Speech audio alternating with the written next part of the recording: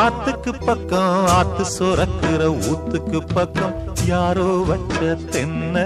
இது நம்பி இருக்குது மண்ண இது தானாக வளர்ந்த மரம் பாரம்மா ஒரு தாயாரு தந்தை யாரு கூறம்மா